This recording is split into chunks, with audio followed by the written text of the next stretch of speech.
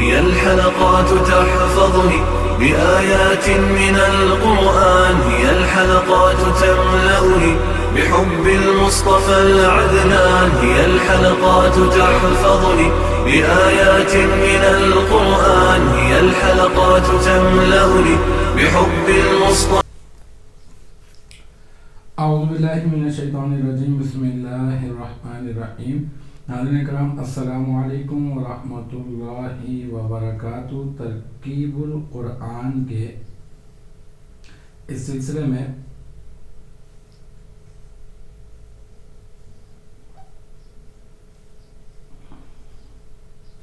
آج ہم لوگ پڑھیں گے سورۃ الفاتحہ. اور اس سے پہلے ہم لوگ سورۃ الفاتحہ کے آیت نمبر 1، آیت نمبر 2 اور آیت نمبر 3 ہم لوگ پڑھ چکے ہیں. اور آج انشاءاللہ تبارک و تعالی ہم لوگ پڑھیں گے سورۃ الفاتحہ کی آیت نمبر 4. آیت نمبر 4 ہے ایاک نعبد،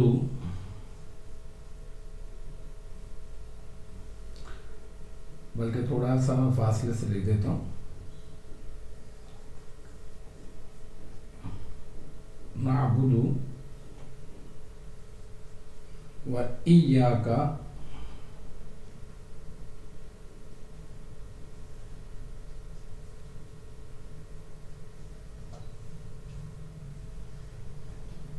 نستعین. اب یہ سب سے پہلے ایاکا کے اوپر بات کرتے ہیں کہ یہ ایاکا کیا ہے. اصل میں ہمارے پاس ہوتی ہے ایک ضمیر، اور ضمیر جو ہوتی ہے وہ نام کی جگہ پہ استعمال ہوتی ہے، تو اسی وجہ سے اسے ضمیر کہا جاتا ہے. اور ضمیر کی ہمارے پاس ہوتی ہیں کتنی قسمیں؟ ہمارے پاس ہوتی ہیں ضمیر کی 5 قسمیں. ایک ہوتی ہے ضمیر مرفوع منفصل، اور ضمیر مرفوع منفصل وہ ہوتی ہے ہوا، ہما،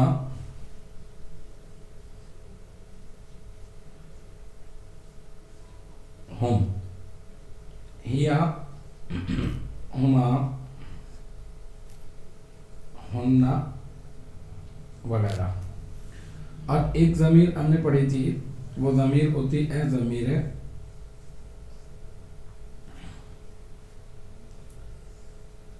مرفوع متصل.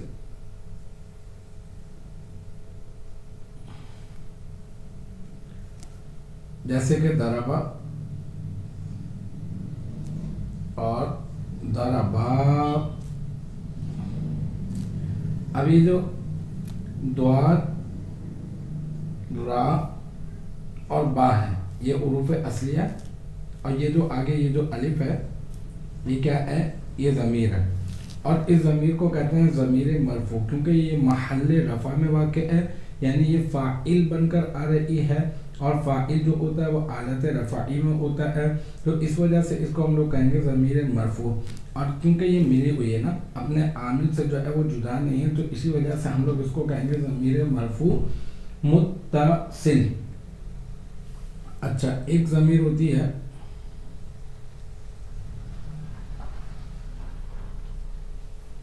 ضمیر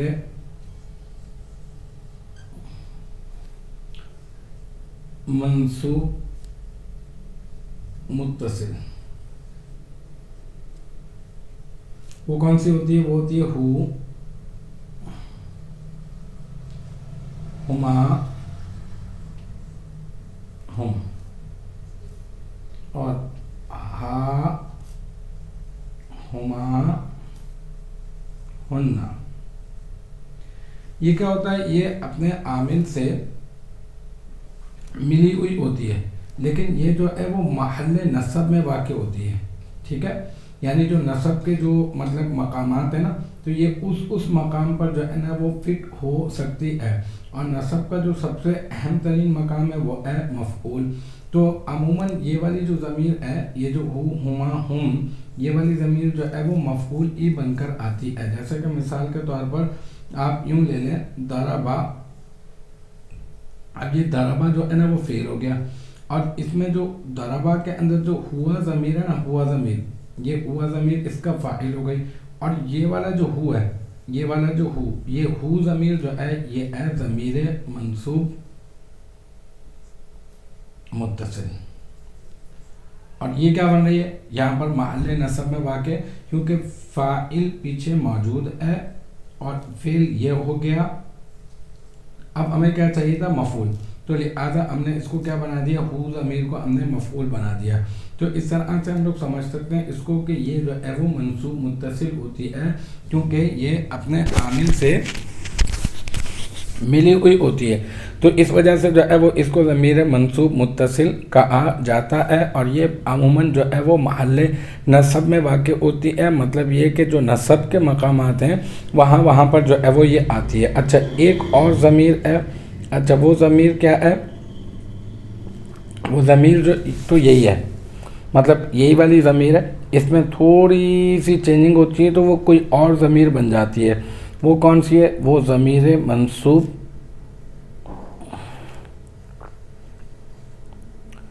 منفصل. ٹھیک ہے، یہ والی جو ضمیر ہے نا، یہ والی جو ہو ہے نا، اب آپ اس کے شروع میں اگر آپ ایا کا اضافہ کر دیں گے، یہ جو ایا ہما لکھا ہے نا میں نے یہاں پہ، یہ ہما جو لکھا، اس کے شروع میں آپ نے اضافہ کرنا ہے ایا کا، ایا ہما. اب یہ کون سی ضمیر بن گئی؟ یہ بن گئی یہ ضمیر منصوب منفصل. یہ اپنے عامل سے ملی ہوئی نہیں ہوتی، اپنے عامل سے جو ہے وہ جدا ہوتی ہے اور اس کے شروع میں ایا لگتا ہے. لیکن یہ یاد رکھیے گا کہ یہ ایا کے ساتھ ہی جو ہے وہ ضمیر بنے گی، یہ ویسے علیحدہ سے جو ہے وہ ضمیر نہیں ہے. ہاں، جب یہ ہو اور یہ ایا مل جاتے ہیں تو یہ پوری کی پوری یہ ضمیر بن جاتی ہے. اور ایک ضمیر ہوتی ہے ضمیر مجرور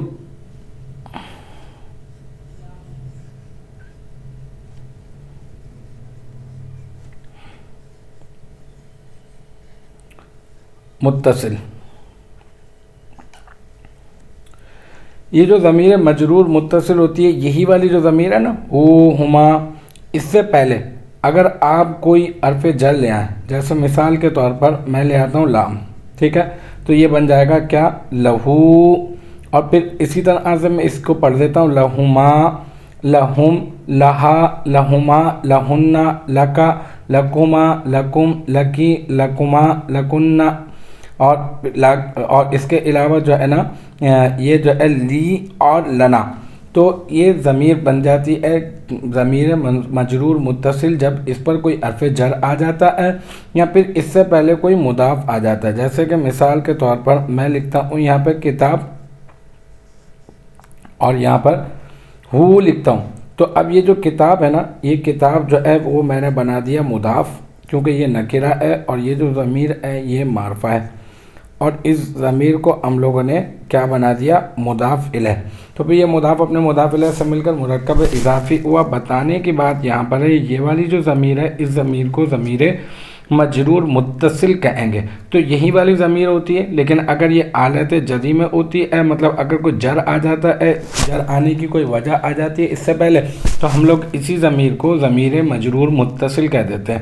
لیکن یہ پوری کی پوری یہ اجرا کروانے کا مقصد یہ ہے کہ یہاں پر جب ہم لوگ ابھی تو ابتدائی ہم لوگ آیات پڑھ رہے ہیں نا، تو اس طرح سے ابتدائی آیات پر اگر ہم لوگ بار بار اس طرح سے اجرا کرتے رہیں گے تو اس کا فائدہ یہ ہوگا کہ ہمیں ضمائر وغیرہ، ہمیں صیغے وغیرہ سب جو ہے وہ بہت اچھی طرح سے یاد ہو جائیں گے. تو اسی مقصد کے بنا پر، ورنہ صرف اور صرف میں آپ کو سیدھا بتا دیتا کہ یہ والی جو ضمیر ہے وہ ضمیر منصوب منفصل ہے. اب تو ویسے بھی آپ کی سمجھ میں آ گیا ہوگا کہ یہ یا اس میں لگا ہوا ہے نا شروع میں، تو میں ویسے ہی سمپل کہہ دیتا کہ یہ والی ضمیر جو ہے ضمیر منصوب منفصل ہے، تو پھر بات چل جاتی. لیکن میں نے سوچا کہ ایسا کرتے ہیں کہ ہم لوگ اس کا جو ہے وہ اجرا کرتے ہیں، اور تاکہ ہمیں باقاعدہ طور پہ ساری کی ساری جو ہے وہ ضمائر بھی ہمیں یاد ہو جائے. تو اب آپ کی سمجھ میں آ گیا ہوگا کہ یہ جو ایا ہے نا، یہ جو ایا کا، یہ ایا کا جو ہے وہ ضمیر ہے. اور یہ ضمیر کون سی ہے؟ یہ والی جو ایا کا ہے نا، یہ ضمیر کون سی ہے؟ یہ تھوڑا سا میں مٹا دیتا ہوں اور اب آپ کو، اور اب ہم لوگ اسی ضمیر کے اوپر یہ تو میں نے سمجھا دیا نا آپ کو یہ پورا کا پورا کہ یہ ضمائر کی اقسام ہوتی ہیں۔ اب خاص جو ہے وہ ہم لوگ ایاکا کے اوپر بات کر لیتے ہیں کہ یہ جو ایاکا یہ ضمیر ہے، کون سی ضمیر ہے؟ یہ ہے ضمیر منصوب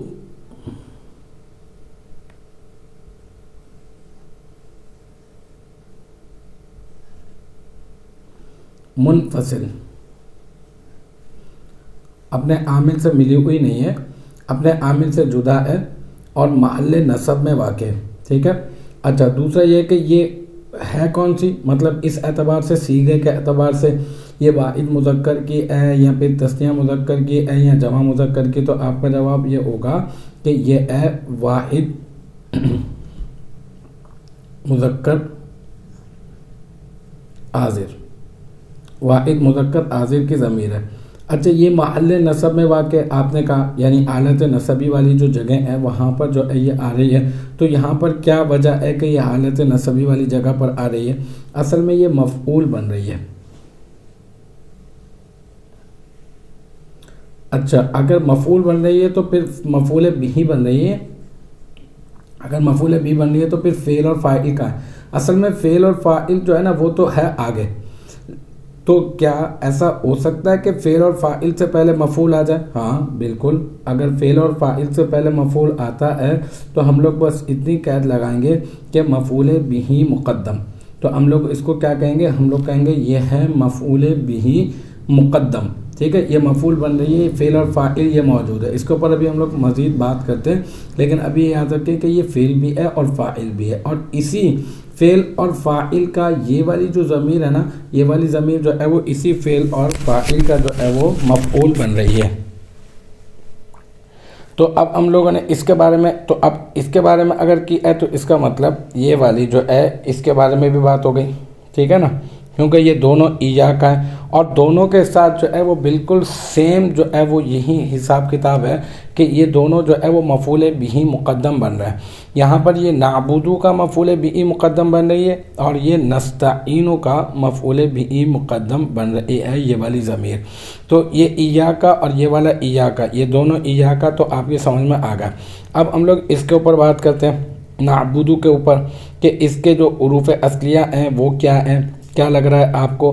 تو ہم کہیں گے کہ یہ عین، با اور دال، یہ ہیں اس کے حروف اصلیہ۔ اچھا پھر اس کے بعد ہم لوگ یہ کہیں گے کہ اس میں جو یہ جو نون ہے، یہ نون کیا ہے؟ یہ نون جو ہے وہ علامت مضارع، علامت مضارع، اور علامت مضارع کتنی ہوتی ہیں؟ علامت مضارع ہوتی ہیں 4، الف، تا، یا، نون، اور یہ نون ہے، اور نون جو ہے وہ 14 کے 14 صیغوں میں سے صرف اور صرف ایک ہی صیغہ ہے فعل مضارع کا جس میں نون استعمال ہوتا ہے، اور اس صیغے کو ہم لوگ کیا کہتے ہیں؟ وہ آخری والا صیغہ ہے۔ میں پوری گردان پڑھ دیتا ہوں آپ کو، یعبدو، یعبدانی، یعبدونا، تعبدو، تعبدانی، یعبدنا، اور تعبدو، تعبدانی، تعبدونا، تعبدینا، تعبدانی، تعبدنا، اعبدو، نعبدو۔ تو اب یہ آپ کی سمجھ میں آ گیا ہوگا کہ یہ کون سا صیغہ ہے، یہ سب سے آخری صیغہ ہے۔ تو آپ نے کیا کرنا ہے، اس کو کہنا ہے صیغہ، یہ جو آخری صیغہ ہوتا ہے نا، یہ ہوتا ہے صیغہ تثنیہ و جمع متکلم۔ تو آپ نے کہنا ہے یہ ہے صیغہ تثنیہ و جمع متکلم، اور یہ فعل کون سا ہے؟ یہ فعل کیونکہ علامت مضارع اس میں داخل ہے نا، تو آپ لوگ کہیں گے کہ یہ فعل ہے، فعل مضارع۔ اچھا یہ مثبت ہے یا پھر منفی؟ تو آپ کا جواب یہ ہوگا کہ یہ مثبت ہے۔ اگر منفی ہوتا تو اس کے شروع میں لا ہوتا۔ اچھا یہ معروف ہے یا پھر مجہول؟ یہ ہے معروف، ٹھیک ہے۔ معروف کیوں ہے؟ معروف اس وجہ سے ہے کیونکہ اگر یہ مجہول ہوتا تو یہ ہوتا نعبدو، تو یہ ہے معروف۔ تو آپ نے پورا اس کے بارے میں بتا دیا کہ یہ اس کے حروف اصلیہ ہیں عین، با اور دال، اور نون جو ہے وہ اس میں علامت مضارع ہے، اور علامت مضارع کتنی ہوتی ہیں؟ علامت مضارع ہوتی ہیں 4، اتین اس کا جو ہے وہ مجموعہ ہے، اور صرف 14 صیغوں میں سے صرف ایک ہی جگہ پہ نون کا استعمال ہوتا ہے، تو اس کو پہچاننا بہت آسان ہے، اور وہ ہے صیغہ تثنیہ و جمع متکلم۔ فعل کون سا ہے؟ یہ فعل ہے فعل مضارع۔ اب یہ فعل مضارع ہے نا، تو اب یہ فعل مضارع یہ فعل بھی ہے، اور اس میں جو ہے نا، اس میں ایک ضمیر چھپی ہوئی ہے، ٹھیک ہے؟ وہ ضمیر کون سی ہے؟ یہ فاعل بھی اسی کے اندر موجود ہے نا، یہ میں لکھ دیتا ہوں، یہ فعل بھی ہے اور فاعل بھی ہے۔ تو یہ جو فاعل جو بن رہی ہے نا، وہ ہے ضمیر، اور وہ کون سی ضمیر ہے؟ وہ ہے نحنو ضمیر۔ تو اس ضمیر کو ہم لوگ کیا کہیں گے؟ ہم لوگ کہیں گے ضمیر مرفوع، کیونکہ محل رفع میں واقع ہے نا، فاعل بن کر آ رہی ہے یہ ضمیر، تو ضمیر مرفوع متصل۔ لیکن ہم لوگ جو ہے وہ بارز نہیں کہیں گے، مستتر کہیں گے۔ مستتر کہتے ہیں یعنی جو چھپی ہوئی ہوتی ہے، تو یہ چھپی ہوئی ہے یہ ضمیر، تو اس وجہ سے ہم لوگ کہیں گے ضمیر مرفوع متصل مستتر، ٹھیک ہے؟ تو اب ہم لوگوں کو کیا کرنا ہوگا؟ بس یہ سمپل یہ والا حصہ جو ہے وہ ترکیب کا ہو گیا، اتنا حصہ یہ ہو گیا ترکیب کا۔ ہم لوگ اگلا والا حصہ انشاءاللہ تعالیٰ میں اگلی ویڈیو میں آپ کو بتاتا ہوں۔ صرف اس میں آپ سمجھ لیں، یہ جو ایاک کے اوپر ہم نے بات کی، یہ ضمیر منصوب منفصل ہے۔ باقی ساری ضمائر میں نے آپ کو بتا کر یہ بتا دیا کہ یہ کیسے ضمیر مرفوع منصوب منفصل ہے، اور یہ واحد مذکر حاضر کی ضمیر ہے، اور یہ مفعول بہ مقدم بن رہی ہے، اور اس کا فعل اور فاعل یہ موجود ہے، اور یہ اس کے پوری کی پوری فعل کے اوپر پوری کی پوری یہ تحقیق ہم لوگوں نے کر لی ہے۔ تو اب کیا ہوگا آخر میں؟ یہ فعل اپنے فاعل اور مفعول بہ مقدم سے مل کر نا، ہم لوگ کہیں گے فعل اپنے فاعل اور مفعول بہ مقدم، فعل اپنے فاعل اور مفعول بہ مقدم سے مل کر یہ کیا بن جائے گا؟ یہ بن جائے گا جملہ فعلیہ خبریہ۔ لیکن ہم لوگ اس کو کہیں گے، ویسے تو یہ لفظاً جو ہے وہ جملہ فعلیہ خبریہ ہے، لیکن معناً جو ہے یہ جملہ فعلیہ انشائیہ ہے، تو ہم لوگ اس کو کہیں گے یہ بن گیا جملہ فعلیہ انشائیہ۔ یہ نعبدو فعل ہے، نحنو ضمیر فاعل ہے، اور ایاک مفعول بہ مقدم ہے۔ فعل اپنے فاعل اور مفعول بہ سے مقدم سے مل کر یہ بن گیا پورا کا پورا جملہ فعلیہ انشائیہ۔ اب جو اگلی ویڈیو ہوگی انشاءاللہ تعالیٰ پھر یہاں سے ہم لوگ دوبارہ سے کنٹینیو کریں گے، اس کے اوپر بات کریں گے، اور پھر اس کے بعد ایک اور ویڈیو ہم بنائیں گے، تو اس ویڈیو میں پوری کی پوری اس کی آپ کو ترکیب جو ہے نا وہ میں باقاعدہ طور پہ کر کے بتاؤں گا۔ ابھی تو صرف اور صرف ایک جز کے اوپر بات کی ہے نا، حسب عادت انشاءاللہ تعالیٰ پھر ہم لوگ ترکیب کریں گے پوری کی پوری۔